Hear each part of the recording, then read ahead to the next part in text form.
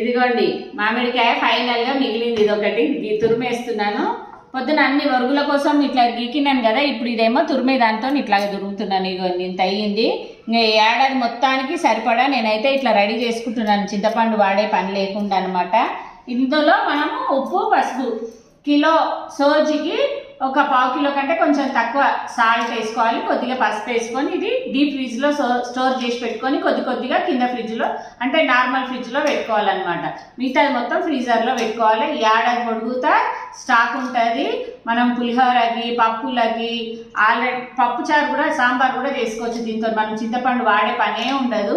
ఈ చింతపండు ఎక్కువ వాడడం వల్ల మనకు బొక్కలు అరగడం అవన్నీ మోకాళ్ళ నొప్పులు వస్తున్నాయి కదా ఈ మధ్యన. ఇట్లాగా మామిడికాయ సీజన్లో ఇట్లా పుల్లటి మామిడికాయలు తీసుకొచ్చుకొని ఒక 10-20 కాయలు అయినా సరే ఏవైనా సరే, ఇదైతే జల్లాల కాయ ఒరుగులకి చాలా బాగుంటుంది, అంటే కండ ఎక్కువ ఉంటుంది అనమాట జల్లాల కాయకి.